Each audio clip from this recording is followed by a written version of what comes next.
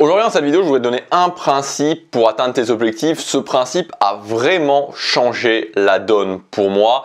Surtout si tu es quelqu'un qui a tendance à te poser beaucoup de questions, à douter, tu vas voir qu'en appliquant ce principe, ça va changer les choses. L'idée de ce principe est assez simple, mais je me suis rendu compte que, notamment dans la thématique d'atteindre ses objectifs, c'est souvent quelques principes simples que je vais appliquer qui vont faire une grande différence dans mes résultats. Avant de te parler de ce principe, je te rappelle que hier, j'ai fait une grande vidéo où je t'explique en détail les 4 étapes principales pour mettre en place, pour créer un plan d'action pour tes objectifs en 2023.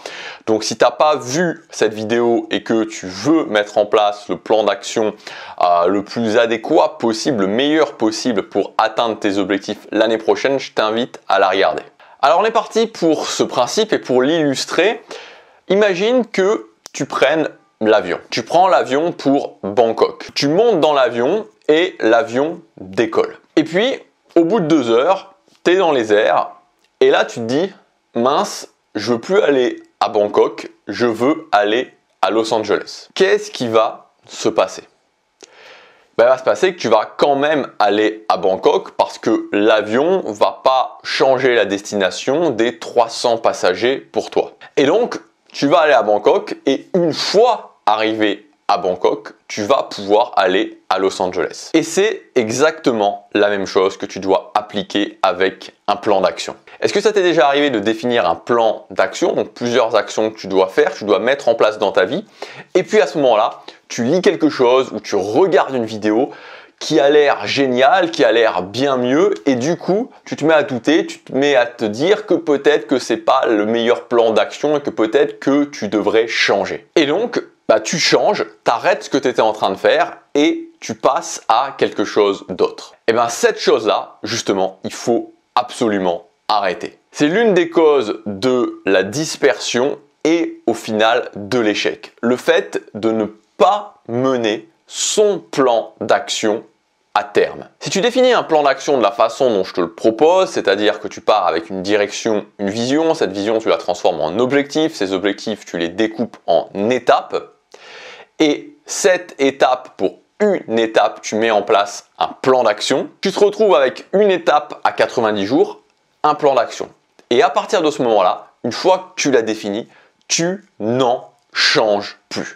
Et ça, c'est ce que j'appelle le principe du locking du plan d'action. C'est-à-dire que une fois que j'ai défini mon plan d'action pour l'étape à 90 jours, il peut se passer n'importe quoi, je n'en change plus. Je l'exécute, je le fais. Ça ne veut pas dire que si j'ai une idée ou quelque chose qui me semble bien, je ne peux pas le noter et voir, mais ensuite, j'exécute ce plan d'action. Et peut-être que tu vas te dire que ça ne te semble pas si important que ça ou si essentiel que ça, mais je t'assure que ça l'est. Moi, ça a changé mes résultats parce que je me suis mis à arrêter de finalement déjà de me poser plein de questions, de douter. Je me suis dit ok, c'est un soulagement mental parce que je définis, après je me dis ok, c'est défini et d'ailleurs sur les plans d'action que je fais, il y a marqué défini et ensuite je l'exécute. Je l'exécute et au bout de 90 jours, après je vois, mais j'exécute ce plan d'action. Je donne un exemple très concret, voilà, dans mon plan d'action du dernier trimestre. Il y avait le fait de publier 20 shorts sur ma chaîne YouTube. Et ces 20 shorts, je vais les publier. Voilà, je vais publier ces 20 shorts. Il peut se passer n'importe quoi. Les shorts peuvent avoir 0 vue. C'est pas grave. Je publie mes 20 shorts parce que je les définis. Alors, je l'exécute. Voilà pour ce principe. Je t'invite vraiment à le mettre en place pour tes objectifs en 2023, pour ton plan d'action pour 2023. Encore une fois, comme je te le dis, voilà. Réussir à faire un bon plan d'action, c'est comprendre à la fois comment fonctionne un plan d'action et notamment voilà, le fait de bien découper son plan d'action et c'est aussi certains principes à intégrer. Et quand tu fais ça, quand tu allies les deux, tu as une différence très claire, très notable dans tes résultats. Si tu veux aller plus loin, je te propose d'accéder à ma formation, ma grande formation sur l'atteinte d'objectifs qui s'appelle le CAP. C'est une formation que j'ai mis en ligne hier. Pour le tout premier lancement de cette formation, il y a une réduction qui est assez importante. Je te laisse cliquer sur le premier lien sur la description.